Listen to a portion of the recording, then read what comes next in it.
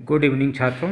मैं आपका दोस्त दीपक सिंह RH और ये एक वीडियो मैं क्लास 11 के लिए दे रहा हूँ परमाणु संरचना। चूँकि मैंने पहले आपको पहला आपका जो था तरंग, दूसरा विद्युत और तीसरा आपका यही था परमाणु संरचना। तो 3 पेपर आपको मैंने जुलाई, अगस्त, सितंबर, अक्टूबर तक हम लोगों ने कवर कर लिया है। अब इसको उल्टा पढ़ते हैं और एक तरफ से देखते हैं। देखिए, पढ़ना और उसमें खुद मैं सवाल नहीं बनाता। सवाल अगर आपने बनाना सीख लिया तो आप समझिए आपको समझ में आ गया, और वरना मेरा पढ़ाना बेकार हुआ। तो आप अपने अंदर वो प्रवृत्ति पालिए कि आप समझिए और खुद अपना सवाल क्रिएट करिए, जैसे कि हम लोग कोशिश करते हैं। देखिए, पहले परमाणु संरचना में डाल्टन साहब को आपने 6, 7, 8 में पढ़ा होगा, देखा होगा। 1803 में ये 1 नंबर का सवाल भी हो सकता है। और परमाणु सिद्धांत में उन्होंने कहा, एक दिया कि प्रत्येक पदार्थ जो है छोटे छोटे कणों से मिलकर बना होता है, जिसे एटम कहते हैं। ये डाल्टन साहब ने कहा। लेकिन उसके बाद अब J.J. थॉमसन साहब आए, उन्होंने इलेक्ट्रॉन की खोज की। और उसी समय बेकुरल वैज्ञानिक थे जिन्होंने रेडियो एक्टिवता की भी खोज की। ये भी आपका एक जीके है। और साथ ही साथ आप सोचिए, 1-1 नंबर का सवाल, नॉट जीके। लेकिन आप देखें तो इसमें 1-1 नंबर के सवाल खूब बन रहे हैं। तो इसमें इन्होंने ये इस जो J.J. थॉमसन साहब ने जब इलेक्ट्रॉन खोजा तो ये इलेक्ट्रॉन ऋणात्मक था। तो ये भी हो गया कि इसके अंदर जब ऋण है तो धन भी कहीं होगा और इसका द्रव्यमान भी कुछ होगा। तो ये इसकी जो है त्रिज्या भी कुछ होगी। तो 10⁻³ मीटर की इसकी त्रिज्या भी मेजर की गई। अवोगाद्रो साहब ने भी काम किया, लेकिन पूरा परमाणु मॉडल जो है इस पर नहीं आ पाया, मतलब क्लियर नहीं हो पाया आपका 1897 J.J. थॉमसन उसके बाद तक, और ये 1904 तक रहा चला। अब सवाल उठता है कि अगर आप ध्यान से देखें तो आप पाएंगे कि आपका जो ब्रह्मांड है जो चल रहा है, तो पृथ्वी भी अपने स्थान से अपनी धुरी पर घूम रही है और किसी का चक्कर लगा रही है, और उसकी अपनी एक फिक्स कक्षा है। वो अपनी कक्षा में उछल कूद नहीं मचा रही है कि वो चंद्रमा की कक्षा में चला जाए और चंद्रमा पृथ्वी की कक्षा में आ जाए। ऐसा कुछ नहीं है। आप यहीं से सोचिए और अब यहाँ से आप देखना शुरू करिए परमाणु संरचना आपकी किस तरह से चलती है। तो ये जो वैज्ञानिक थे, इन लोगों ने कैसे सोचा, जबकि ऑलरेडी आपके पास पुराने शास्त्रों में आप देखें तो आप भी पाएंगे, भूगोल में पढ़ लें तो पृथ्वी घूमती है और धुरी पर चारों तरफ परिक्रमा कक्षा है, हर चीज़ की, हर ग्रह की कक्षाएं हैं, और अपनी धुरी पर भी घूमते हैं। और तो इसी चीज़ को हम आगे बढ़ाते हैं। देखिए, परमाणु मॉडल जब ये थॉमसन साहब आए तो इन्होंने त्रिज्या तो बताई थी 10⁻10 मीटर त्रिज्या। ये धनावेशित गोला होता है और इसके बीच में इलेक्ट्रॉन धसे होते हैं, और ऐसे धसे होते हैं जैसे तरबूजे में बिया धसा होता है। आइए देखिए, जिस तरह से इन्होंने बताया, ये देखिए, ये इन्होंने बता दिया कि ये तरबूजा का बिया है, ये थॉमसन मॉडल इसको कहा गया। तो आराम से आप इसमें धनावेशित गोला है, इसके अंदर इलेक्ट्रॉन तरबूजा जैसा धसा हुआ है, लेकिन ये कोई रिजल्ट नहीं हुआ, तो इसलिए इसको स्वीकृति नहीं दी गई। और फिर आए दूसरे वैज्ञानिक जो रदरफोर्ड साहब थे, वो उन्होंने जब वो आए तो उन्होंने, अभी देखिए, ब्रह्मांड की तरफ किसी दिमाग नहीं गया, सब परमाणु पर ही केंद्रित थे। और ये 1911 में आए रदरफोर्ड साहब, और इन्होंने क्या किया कि अल्फा कण हमारा एक तरह से पॉजिटिव कण होता ही है, तो इसको अल्फा कण को इन्होंने स्वर्ण पत्र से, मतलब जो है सोने के, देखिए ये इस तरह से स्वर्ण पत्र से आप, इन्होंने अल्फा कणों की इस पर बौछार की। तो देखिए, कुछ इधर घूम गए, कुछ इधर घूम गए, कुछ सीधे निकल गए, कुछ स्ट्रेट वापस भी हुए। तो इससे जो है ये इनकी रदरफोर्ड साहब की ये अपना इन्होंने इससे पाया कि साहब कुछ तो घूम गए, कुछ निकल गए, और कुछ जो इधर घूम गए, कुछ सीधे लौट आए। तो यही इनके 1, 2, 3 ऐसे मतलब हैं, और आप इस तरह से देखिए तो और भी क्लियर हो जाएंगे। तो इस तरह से अल्फा कण को इन्होंने दिखाया। तो अब यहाँ ये समझाने की इन्होंने समझाया, बहुत अच्छा भी समझाया, लेकिन पूरा नहीं समझा पाए। इन्होंने क्या समझाया कि ये जो गोला है, ये इस गोले के अंदर कुछ भाग खाली होता है और उससे ये अल्फा कण गुजर गया, इसलिए कहा। और कुछ कहा कि चूंकि अल्फा पॉजिटिव यहाँ निगेटिव इलेक्ट्रॉन है तो ये इसको घुमा देगा, निश्चित रूप से प्रतिकर्षित करेगा पॉजिटिव निगेटिव को। ये देखिए इस तरह से, इस तरह से, इस तरह से, इस तरह से इधर भी, और जो खाली है वो निकल गया पॉजिटिव। और इसी के साथ जो सीधे लौट गए तो उन्होंने ये कहा कि सीधे चूंकि पॉजिटिव पॉजिटिव को सीधे वापस कर देगा, तो बीच में उन्होंने यही नियम दिया कि जो है बीच में नाभिक है और वो जो है पॉजिटिव है आपका, और इसके अंदर इलेक्ट्रॉन्स हैं और ये परमाणु खोखला है, तो और इलेक्ट्रॉन इसके चारों तरफ चक्कर लगा रहे हैं।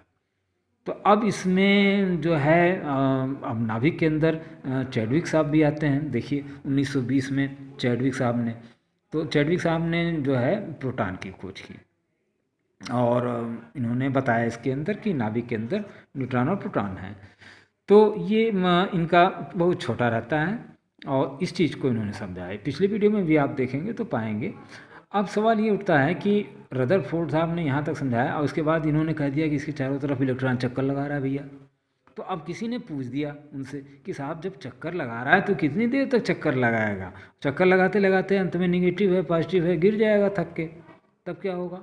तो उन्होंने सीधा जवाब दे दिया कि जैसे आप बाल्टी में पानी भर लो और घुमा दो, उसको चारों तरफ घुमाते हो तो पानी कहाँ गिरता है। तो शायद उतना दिमाग कोई सी बात नहीं रहा होगा, इस पर सब लोग चुप हो गए और यहीं पर आप ख़त्म हो गया ये चीज़। और इतने ही पर इसके आगे जो आए बोहर साहब, इन्होंने रदरफोर्ड मॉडल की कमी आपसे पूछ सकता है तो यही चीज़ देखिए, कमी यही है, गोल गोल घूम रहा है इसके चारों तरफ, इन्होंने बता दिया। और गिरने की जगह भी इन्होंने कह दिया कि साहब जो है बाल्टी वाला एक गुरुत्वाकर्षण का बल दे दिया और कहा कि गुरुत्वाकर्षण के बल के कारण ये नहीं गिरते हैं। ये बड़ा सीधा सीधा बात कह दी इन्होंने। अब बोहर साहब जब आए तब इन्होंने ये 1913 में आए और नील बोहर इनका नाम था और इनका सिद्धांत बड़ा अच्छा था और बहुत इन्होंने सही सही दिया। इन्होंने पहला नियम यही दिया कि इलेक्ट्रॉन नाभिक के चारों ओर केवल उन्हीं कक्षाओं में घूम सकते हैं जिसमें उनका कोणीय संवेग h/2 पाई का पूर्ण गुणक हो। पहली चीज़ तो इन्होंने ये दिया, ये बहुत अच्छी चीज़ दी इन्होंने। दूसरा, यन एक पूर्णांक है जहाँ 1 2 3 4 5 हो सकता है। तो ये यन की एच ये यहाँ पर आपका प्लांक नियतांक है, पूछता है 6.6 × 10⁻³ जूल सेकेंड इकाई भी पूछता है, ये हर जगह पूछा जाता है एच का मान। तो इन्होंने ये दिया यन पहला, दूसरा, तीसरा। ये कक्षा का यन क्या है? कक्षा मतलब पहली कक्षा इलेक्ट्रॉन नाभिक के किनारे, दूसरी कक्षा, तीसरी कक्षा, जैसे इन्होंने यहाँ दिया। इस तरह से बोहर का मॉडल इन्होंने अपना बताया कि पहली कक्षा, दूसरी कक्षा, तीसरी कक्षा। और इन्होंने बड़े अच्छी तरीके से आपको समझाया कि साहब 2n², एक फार्मूला दिया इन्होंने कि 2n² के हिसाब से ही इलेक्ट्रॉन इसमें रह सकते हैं। जैसे कक्षा 6 7 8 आप पढ़ते हैं तो उसी तरह से। तो 2n² में मतलब कि अगर पहली कक्षा है तो n की जगह 1 रखेंगे तो 2 आएगा, तो देखिए 2 इलेक्ट्रॉन है। दूसरे में 2n², अगर हम दूसरी कक्षा में जाएंगे तो 2n² करेंगे तो 2 दूनी 4 दूनी 8, मतलब दूसरी कक्षा की कैपेसिटी 8 है। तीसरी कक्षा में जाएंगे तो 3 3 9 दूनी 18, ये भी दिया। और उसके बाद इनका नामकरण भी कर दिया, के यल यम यन, मतलब पहली कक्षा का नाम के, दूसरी का नाम यल यम यन, ताकि याद करने में आसानी रहे आपको। और इन्होंने एक चीज़ और भी रदरफोर्ड की बताया कि मान लीजिए जब कोई इलेक्ट्रॉन, मान लीजिए कक्षा 6 का ही कोई लड़का बहुत तेज़ हो जाता है तो वो कभी कभी कक्षा 7 में जाके बैठता है, थोड़ी देर बैठता है, फिर बैठ के चलाता है। तो उसी चीज़ को इन्होंने यहाँ कहा कि कोई इलेक्ट्रॉन अगर उत्तेजित अपनी निश्चित कक्षा से छोड़कर किसी ऊँची कक्षा में चला जाता है तो वो परमाणु की इस अवस्था में, उत्तेजित अवस्था में, केवल वहाँ पर 10⁻⁸ सेकेंड तक ही ठहर पाएगा और फिर वापस अपनी कक्षा में आ जाएगा। पृथ्वी जैसा नहीं, पृथ्वी तो अपनी कक्षा में घूम ही रही है, लेकिन यहाँ पर ये उछल के जा सकता, उत्तेजित होके जा सकता है, लेकिन नीचे नाभिक में नहीं गिरेगा। अब नाभिक में क्यों नहीं गिरेगा, इसका भी कारण उन्होंने बड़ा स्पष्ट रूप में दिया और बड़े आसान लाइन में अगर आप कहें तो हम इसी चित्र पे कह देते हैं आपको कि ये इन्होंने ये निश्चित कर दी कि हर कक्षा की ऊर्जा निश्चित है। तो जब ऊर्जा निश्चित है, जैसे कक्षा 6 के छात्र 6 में ही रहेंगे, 7 के छात्र 7 में ही रहेंगे, तो वो कक्षा का ऊर्जा ने बता दिया कि पहली कक्षा की ऊर्जा इतनी, दूसरी कक्षा की ऊर्जा इतनी, तो उसमें 8 रह सकते हैं, इसमें 2 रह सकते हैं। तो ऊर्जा के हिसाब से जब इलेक्ट्रॉन उसके अंदर अपनी धुरी पर भी घूमेगा और उसके चारों तरफ भी घूमेगा, तो वो कभी भी इसके अंदर नहीं गिरेगा। और यही रदरफोर्ड का कमी थी। अब यहीं आप क्वेश्चन बना लीजिए कि रदरफोर्ड की कमी क्या थी, या फिर रदरफोर्ड की कमी को बोहर साहब ने दूर कैसे किया। तो दोनों क्वेश्चन एक ही हैं, बड़ी आसानी से आप इसको समझ सकते हैं। और उन्होंने बताया कि कक्षा की अपनी कक्षा की ऊर्जा होती है।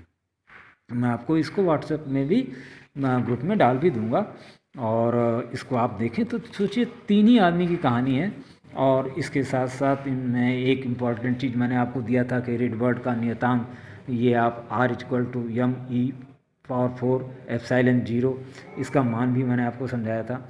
ई इलेक्ट्रॉन का आवेश है जिस पर 1.6 × 10⁻³ कूलम ये आवेश होता है। इलेक्ट्रॉन का द्रव्यमान आप जानते ही हैं, ये भी बताया हुआ है। एप्सिलॉन विद्युत या निर्वातशीलता, ये हम लोगों ने धारित्र में पढ़ा भी है इसको और समझा भी है, और इसका मात्रक भी देखा है। प्लांक नियतांक मैंने आपको बताया ही अभी पीछे। और सी जो है प्रकाश का वेग होता है। प्रकाश का वेग तो सभी लोग जानते हैं, 3 × 10⁸ मीटर/सेकेंड। ये सब एक एक नंबर के सवाल हैं। और ये देखिए छोटा सा फार्मूला, ये पूछ लिया जाता है।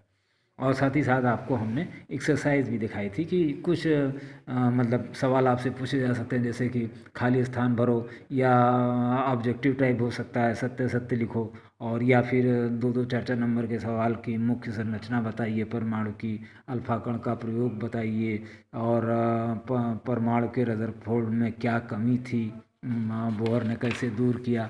तो ये सब चीज़ें आपसे बता के बोहर ने इसे देखिए किस प्रकार दूर किया, तो ये आपका 8 नंबर का क्वेश्चन बन जाता है आपका।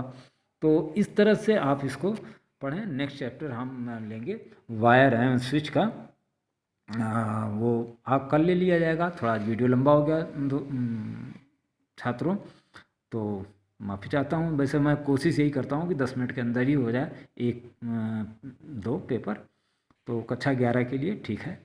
Many thanks.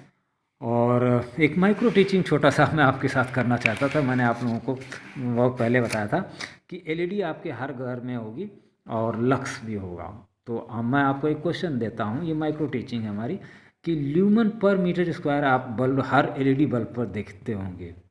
तो इसी ल्यूमन पर मीटर स्क्वायर ये क्या है? ये प्रकाश की तीव्रता है की इकाई है, ल्यूमन पर मीटर स्क्वायर। तो एलईडी और लक्स, और ल्यूमन पर मीटर स्क्वायर को हम लक्स भी कहते हैं, तो साबुन नहीं लक्स कहते हैं, इसी को लक्स कहते हैं। इसकी बड़ी इकाई फुट है। तो अब आपको खोजना है कि एलईडी में और लक्स में क्या रिलेशन है, इनका एक प्रयोग। क्लास में आइए, मैं आपको बुक फ्री में दूंगा। ये छोटा सा आपके लिए गिफ्ट जो है, घर में प्रकाश की व्यवस्था और पुरानी प्रथा में लक्स एवं पीला रंग हमारा क्यों महत्वपूर्ण है। और ये तो इंजीनियरिंग है, इसमें आप थर्मल पावर प्लांट, इसको मैं नहीं बता सकता, लेकिन आपको ये लेवल का नहीं है। लेकिन घर में प्रकाश की व्यवस्था देखिए ऐसी है, और कितना आपको प्रकाश में रहना चाहिए, पढ़ना चाहिए, लिखना चाहिए। ये सारी चीज़ें आएँ आप क्लास में तो ज़रूर, और थोड़ा मास्क और सोशल डिस्टेंसिंग के साथ आप आ सकते हैं सारे क्लास में। आज भी 10-12 बच्चे आए थे, और शुक्रवार शनिवार शायद छुट्टी है, और फिर उसके बाद एनसीसी अगला हफ्ता आ जाएगा। तो ऑफलाइन तो हम लोग चलते ही रहेंगे, लेकिन थोड़ा क्लास में भी आ जाएं तो ज़्यादा बेहतर रहेगा। जुलाई अगस्त में आप लोग जो है फॉर्म पे ही बिजी थे, फॉर्म भराने में ही हम लोग बिजी रह गए अंदर बाहर से। तो काम तो चलता ही रहा, लेकिन जैसे भी आप लोगों ने किया है, आप लोगों के हमारे इलेक्ट्रॉनिक्स में एडमिशन लिया है, तो नो डाउट ये आप मान के चलिए हर दुकान में जहाँ भी आप जो भी चीज़ इलेक्ट्रॉनिक्स की ख़रीद रहे हैं वो बहुत ही सस्ती है। और आप उसको जब एक बार समझेंगे तो आप बेरोजगार तो नहीं रह सकते, ये तो गारंटी है। एलईडी और इलेक्ट्रॉनिक्स अगर आपकी समझ में आ जाए, 2 वर्ड समझ में आ जाए, तो आप बेरोजगार नहीं रह सकते। लक्ष्य समझ में आ जाए तो आप बेरोजगार नहीं रह सकते। एलईडी को बढ़िया समझ में आ जाए तो आप घर में बना सकते हैं। मेनी थैंक्स छात्रों, मैं कुछ ज़्यादा बोल गया हूँ तो मुझे माफ़ करना यार। दोस्त भी आप हमारे हैं, और मार्गदर्शक भी मैं आपका हूँ, और 25 साल से तो अभी तक कोई आप छात्र गड़बड़ नहीं हुआ। और जो पुराने हैं उनको भी मेरी तरफ से आशीर्वाद, और जो नए हैं कक्षा 11 उनके लिए भी अगले हफ्ते उनकी एनसीसी वगैरह भी का भी है सब, तो जो लोग भरे हों तो एनसीसी वगैरह भी अपना देख लें, कांटेक्ट कर लें। Many many thanks.